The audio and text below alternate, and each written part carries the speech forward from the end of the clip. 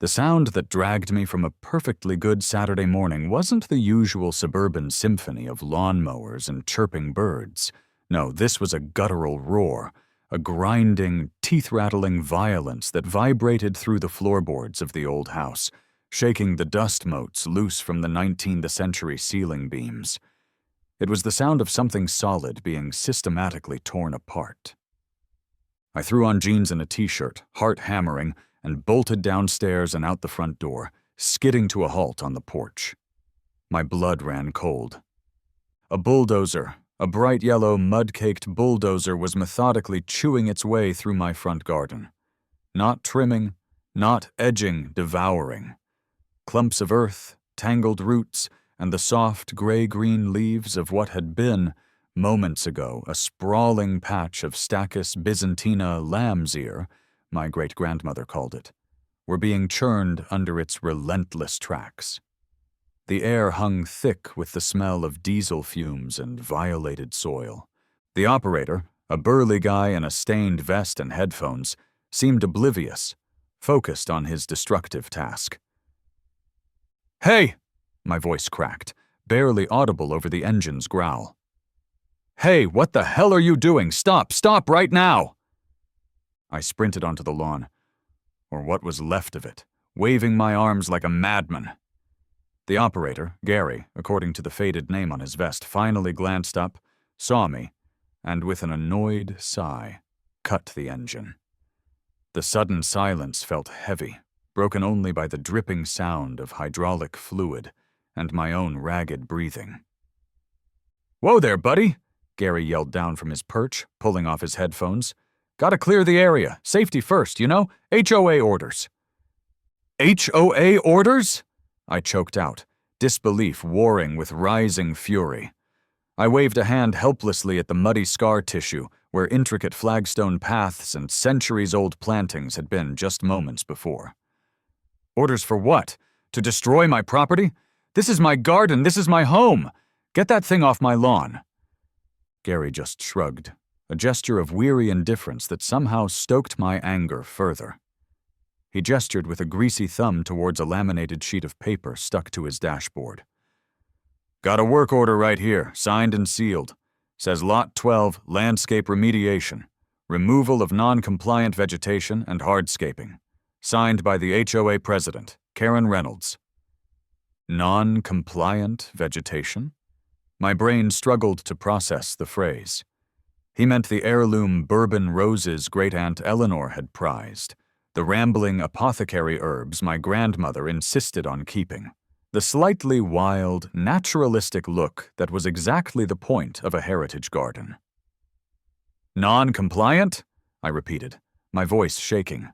"This garden is older than this entire damn subdivision. It's historic." As if summoned by the invocation of her name, a sleek white SUV pulled silently to the curb. Karen Reynolds emerged, dressed in crisp white slacks and a pastel polo shirt, her blonde bob immaculate, sunglasses perched on her nose like tiny shields. She surveyed the destruction not with horror, but with a look of profound satisfaction, like a general reviewing a successful bombing run. She glided towards us, clipboard inevitably in hand. "Benjamin," she said, her voice smooth as polished river stone. "I see the remediation is underway. Excellent timing. It will be a vast improvement to the neighborhood's aesthetic appeal once this overgrowth is finally dealt with." I rounded on her, ignoring Gary entirely now. The source of the madness was here. "Karen, did you authorize this? Did you send this machine, this tank, to destroy my garden?" She didn't flinch. "I authorized the enforcement of community standards, Benjamin, something you've consistently failed to uphold." She tapped her clipboard. "You received multiple violation notices over the past 6 months regarding the unkempt state of your garden. Overgrown weeds, non-approved plant species, crumbling pathways, failure to maintain a consistent lawn height adjacent to the planting beds. The list is quite extensive." "Weeds?"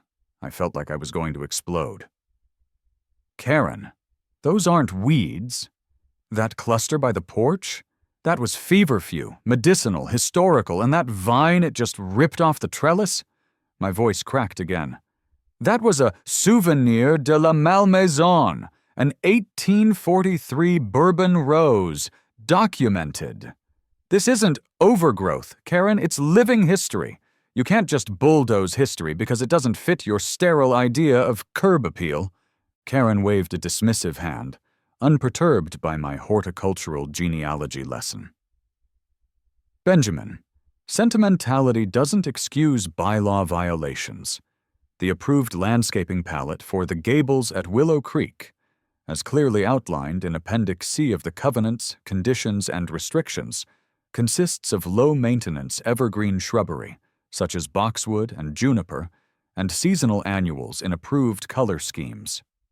Your eclectic collection of heritage weeds significantly detracts from the cohesive visual harmony we strive for in this community. And frankly, she added, looking down her nose at the muddy tracks, it looked abandoned and was dragging down property values. Abandoned? It was managed for historical authenticity, not manicured perfection. It's a heritage garden, I insisted, feeling increasingly frantic. It's supposed to look naturalistic, period-appropriate. This house, this entire property is historically significant. It's recognized. Karen let out a short, sharp scoff. Being significant doesn't exempt you from mowing your lawn to the mandated 3-inch maximum or trimming your bushes according to community standards, Benjamin. Bylaw enforcement is non-discriminatory. She turned back to Gary, who had been watching this exchange like a spectator at a particularly vicious tennis match. Now, if you'll excuse me, Gary has a job to finish. Please proceed with clearing the remaining non-compliant elements.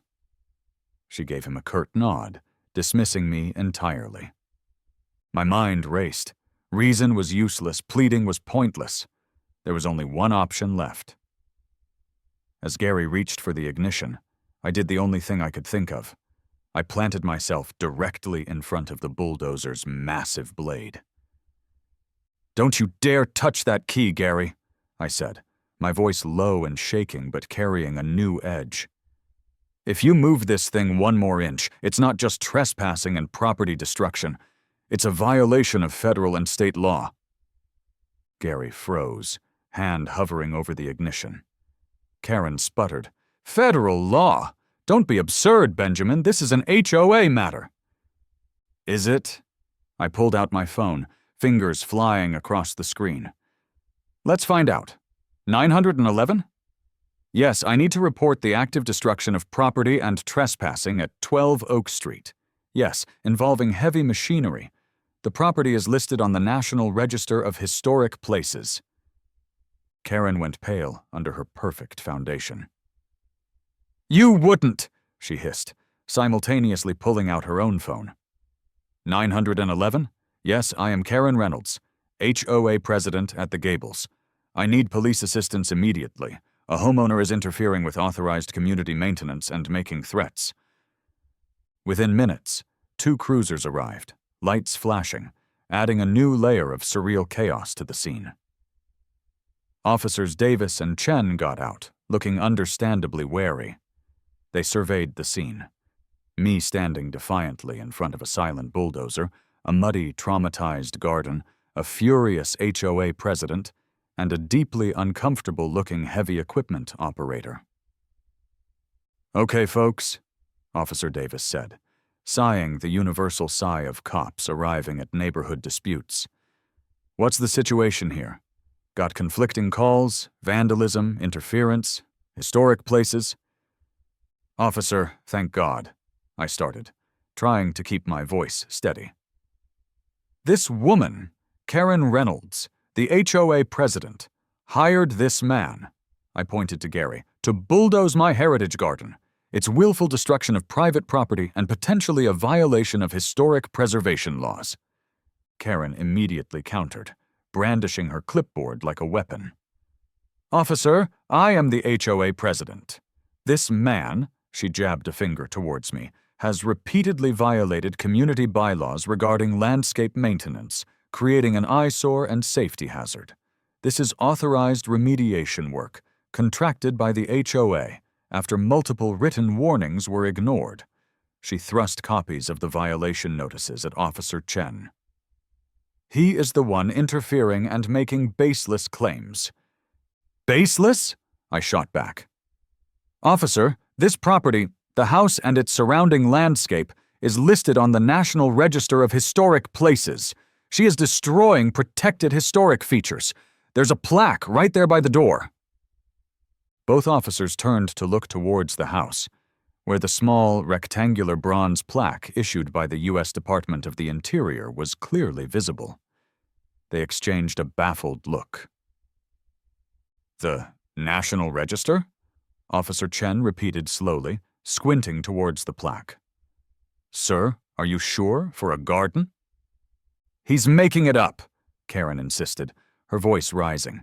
It's just an old house with messy plants. He's trying to use some technicality to avoid following the same rules everyone else does. I am absolutely sure, I said, my voice ringing with conviction. And destroying or altering contributing elements of a registered property without proper review carries serious legal penalties under state and sometimes federal law. Officer Davis walked over, peered closely at the plaque, read the text, and walked back, looking thoughtful and slightly stressed. Okay, look, this is getting complicated. National Register, historic gardens. That's way outside our usual jurisdiction. He rubbed his temples. We're not experts on historic preservation law, but clearly there's a major dispute here, and potentially something more serious than just an HOA violation. He turned to Gary. Sir, based on the potential legal status here, I need you to definitely not operate this machinery any further until this is properly sorted out by people who know what they're talking about. Keep it parked. Gary nodded quickly, looking immensely relieved to have a legal reason to stop. Officer Davis then addressed Karen and me. This looks like a civil matter that might involve state agencies. We can take a report regarding the property destruction from Mr. Carter and a report regarding interference from Miss Reynolds, but we can't resolve the underlying dispute about the garden's status or the HOA's authority in this specific case. You'll need to contact lawyers or the relevant historic preservation authorities. While Officer Chen took down my information for the destruction report, asking me to estimate the value of the landscaping, a question that felt like asking the value of my own family history, I rushed inside. I came back out clutching a thick folder, the one containing copies of the original NRHP nomination forms I'd carefully preserved. Here, I said, handing copies to both officers. This is the official nomination documentation. Page 7. Description of contributing landscape features. It lists the specific plantings, the 1880s flagstone pathways, the boxwood hedges outlining the original parterre garden, all described as integral to the property's historic character and period significance. Officer Chen started reading, his eyebrows climbing higher with every paragraph. Officer Davis flipped through the pages, looking increasingly like he wished he'd called in sick. Karen peered over Officer Chen's shoulder, trying to dismiss it. That doesn't mean they can look like a jungle. The bylaws require maintenance, neatness.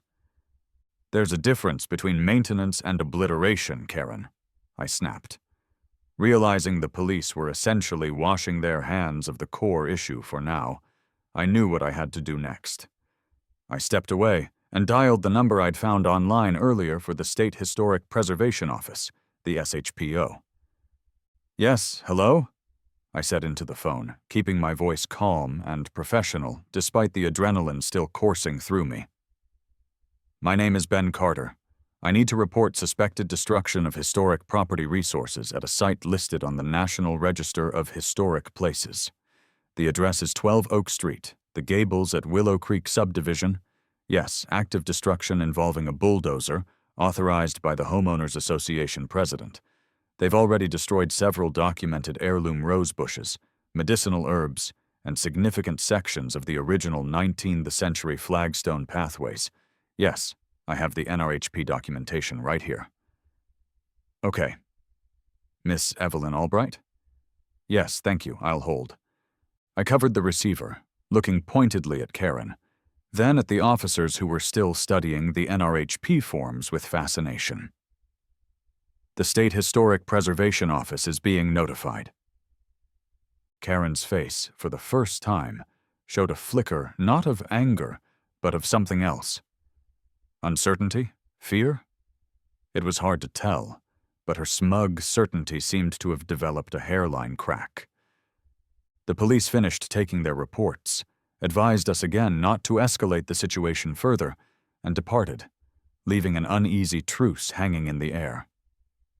Karen, after a final glare at me and a clipped instruction to Gary to wait here for further instructions, got back in her SUV and drove off, presumably to consult the HOA's undoubtedly overpriced lawyer. Gary shut down the bulldozer completely and climbed out of the cab, looking pale. "Man," he muttered, wiping sweat from his brow despite the cooling morning air. "Historic register? State law? Nobody said anything about that? Just clear the overgrowth." He looked at the damage, then at me. "Look, Mr. Carter, I'm real sorry about this. Just doing my job, you know?" "I know, Gary," I sighed, the fight draining out of me momentarily, replaced by a wave of grief as I surveyed the ruin. "But your boss needs to learn the difference between overgrowth and irreplaceable history." He nodded grimly. "Yeah, guess so." After Gary left, promising not to return without explicit legal clearance, I was alone amidst the wreckage. I walked slowly through the mud and debris, the silence amplifying the sense of violation. The Souvenir de la Malmaison rosebush, planted by Great-Aunt Eleanor herself after she visited the gardens in France, was a mangled stump, its delicate pink blooms crushed into the dirt. The neat rows of medicinal herbs near the kitchen door, feverfew, lavender, comfrey, plants my grandmother used to make salves and teas, were obliterated, churned into an anonymous green slurry. The flagstones, worn smooth by generations of my family's footsteps, were cracked and displaced, some buried entirely. I knelt down, picking up a shard of shattered stone, its cool surface rough against my palm. This wasn't just a garden. It was a repository of memories, a living link to the people who had shaped this place, who had shaped me. Karen hadn't just bulldozed plants, she'd bulldozed my heritage. The fury returned, colder now, more focused. She wanted a war over aesthetics? She had no idea the kind of ordnance she'd just provoked. I pulled out my phone again and took meticulous photos, documenting every broken stem, every displaced stone, every muddy track scarring the earth. Evidence. Later that afternoon, my phone rang. It was Miss Evelyn Albright from the SHPO. Her voice was calm, professional, and carried the unmistakable weight of bureaucratic authority. "Mr. Carter, Evelyn Albright, returning your call," she began without preamble. "I've reviewed the documentation you emailed and confirmed the National Register listing for 12 Oak Street, including the specific mention of landscape features as contributing resources in the nomination." There was a slight pause. Unauthorized alteration or destruction of contributing resources on an NRHP-listed property is a serious violation of state code. She cited the specific statute number, Mr. Carter.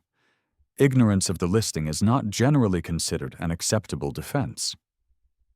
Relief washed over me, so potent it almost made me dizzy.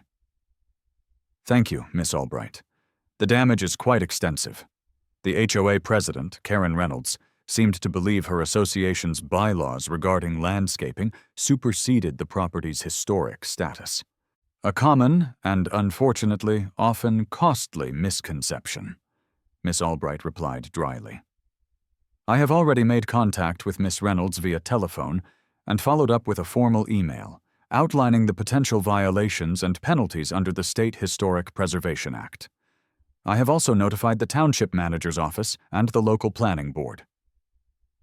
My eyebrows shot up. She worked fast. Penalties can include significant fines, potentially up to, she named a specific eye-watering amount based on state law, per distinct violation, plus the full cost of site stabilization and historically accurate restoration, performed by qualified professionals and overseen by my office. I let out a slow breath. So, what happens now? I have scheduled an official site visit and damage assessment for tomorrow morning at 10 a.m., she said. I recommend you be present.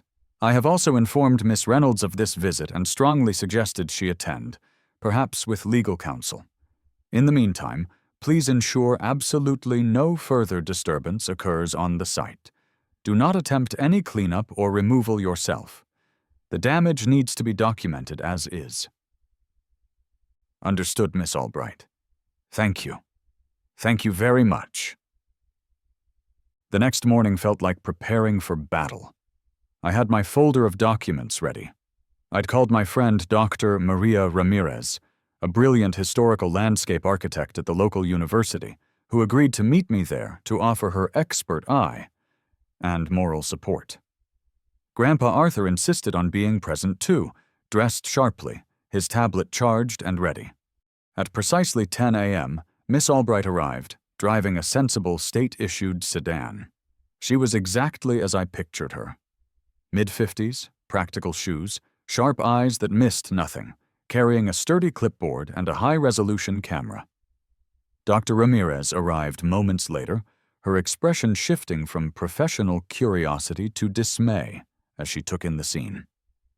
Karen Reynolds pulled up shortly after, this time accompanied by a harried-looking man in a suit who radiated expensive legal panic. Gary, the bulldozer operator, was also there, standing awkwardly near his thankfully idle machine, looking like he'd rather be anywhere else on Earth. And, to my surprise, Officers Davis and Chen parked down the street, observing, clearly, someone at the township or SHPO had requested their presence to ensure things remained civil. Miss Albright wasted no time on pleasantries. Good morning. I am Evelyn Albright, State Historic Preservation Office. This is an official site visit to assess reported damage to contributing resources at National Register property, 12 Oak Street. She began a methodical walkthrough, camera clicking, notepad filling with precise observations. Dr. Ramirez walked with her, occasionally pointing out specific horticultural details or construction methods evident even in the destruction. This area, Miss Albright stated, pointing to the churned earth near the porch, corresponds to the documented 19th century flagstone walk with original dwarf boxwood edging, described on page 8 of the nomination form. The destruction of both hardscaping and planting appears total in this section. Click, click, went the camera. And these shredded canes? She knelt briefly, examining the mangled remains of Great-Aunt Eleanor's prized rose, appear consistent with the rootstock and growth habit of Rosa Souvenir de la Malmaison, specifically mentioned as a key heritage planting on page 9. Click. Karen, flanked by her lawyer, finally broke the professional silence. It was completely overgrown, she insisted, her voice tighter than usual. Full of weeds, it was a safety hazard, snakes, rodents. Miss Albright turned slowly, her gaze level and unimpressed. Miss Reynolds, the accepted term for this style is likely naturalistic planting appropriate to the historic period. And what one person deems a weed, in a historical context, can sometimes be a significant, even rare, heritage botanical. She paused, letting the weight of her authority settle. Regardless of its perceived tidiness, the property's listing on the National Register triggers mandatory review requirements under State Preservation Act. She cited the code again, before any alterations affecting contributing resources, including landscape features, can occur. Was any permit application, Section 106 review consultation, or general inquiry submitted to our office, the local historic commission, or any relevant planning body prior to commissioning this work? Karen's lawyer stepped forward, clearing his throat. Miss Albright, my client, Miss Reynolds, acting in her capacity as HOA president, was operating under the authority granted by the community's covenants, conditions, and restrictions regarding aesthetic maintenance and the remediation of persistent bylaw violations. Miss Albright cut him off, politely but firmly. Counsel, with all due respect, Homeowners Association bylaws, CC and Rs, or aesthetic guidelines do not supersede state or federal laws protecting designated historic resources. That is a settled legal principle. Failure to comply with the Preservation Act carries statutory penalties, as I believe I outlined in my communication to Miss Reynolds yesterday. She consulted her notes. Specifically, she cited the penalty section, allows for administrative penalties of up to, repeated the large sum, per violation. And I see multiple distinct contributing resources impacted here, in addition to a mandate for the full cost of site stabilization and historically accurate restoration, performed by SHPO-approved qualified professionals, funded entirely by the responsible party or parties. Gary, the bulldozer operator, went visibly pale. Whoa, wait, he stammered, looking between Karen and Miss Albright. I gotta pay for that? She just gave me a signed work order. Said it was all approved. Miss Albright turned her calm, assessing gaze on him. Sir, liability in cases of unauthorized destruction of protected resources can potentially extend to all parties involved, including contractors. Your contract with the HOA may determine indemnification, but knowingly participating in the destruction of what you were informed, she glanced briefly at me, then back at Gary, was potentially a protected site is legally problematic. Did Miss Reynolds or the HOA provide you with any documentation regarding compliance with State Historic Preservation Review? Gary shook his head frantically. No, nothing. Just the work order saying clear the weeds and busted path. Karen saw her escape route and lunged for it. He's the one who did the damage, she cried, pointing at Gary, her voice cracking with panic. I simply instructed him to perform basic landscape cleanup. He clearly exceeded the scope of work. You told him to remediate non-compliant vegetation and hardscaping. Karen, I stated calmly, stepping forward. I heard you explicitly, and Gary has the work order you signed authorizing precisely that. I looked at Gary. You still have that work order, right, Gary? Gary nodded vigorously, patting his chest pocket. Right here. Karen's lawyer put a hand on her arm, whispering urgently in her ear. She fell silent, face flushed, eyes darting around like a trapped animal. The game was up. Miss Albright made a few final notes. My office will issue a formal notice of violation under State Code # and a cease and desist order against any further site disturbance, effective immediately. This notice will be delivered to the registered agent of the Gables at Willow Creek Homeowners Association. We will require the association to submit a professionally prepared site stabilization plan within 15 days and a full remediation and restoration plan, prepared by a qualified historical landscape architect acceptable to this office, within 60 days. She looked directly at Karen's lawyer. Failure to comply will result in our office initiating legal action to compel compliance and levy the maximum statutory penalties. Are there any questions? The lawyer just shook his head mutely, already calculating the potential cost to his client, the HOA, and very possibly Karen herself if the board decided she'd acted negligently or outside her authority. Miss Albright gave a curt nod. Officer Davis, thank you for your presence. Mr. Carter, Dr. Ramirez, my office will be in touch regarding the required content of the restoration plan. She turned and walked back to her car with an air of quiet finality, leaving wreckage, both horticultural and political, in her wake. The aftermath was swift, if not entirely neat.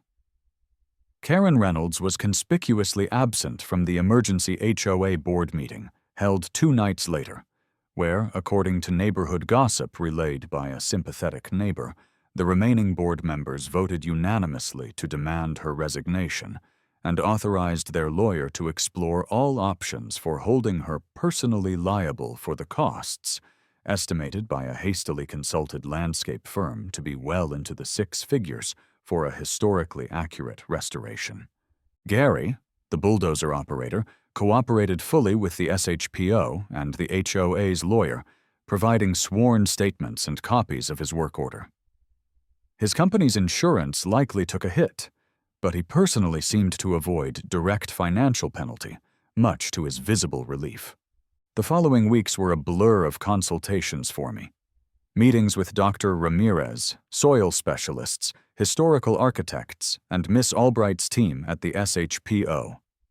We pored over old family photographs, scanned university archives for period-appropriate planting lists, debated the merits of sourcing rare heirloom cultivars versus propagating from any surviving fragments we could find. It was exhausting, heartbreaking, but also strangely invigorating. We were fighting back, not with anger, but with research, with meticulous planning, with the slow, steady power of restoration.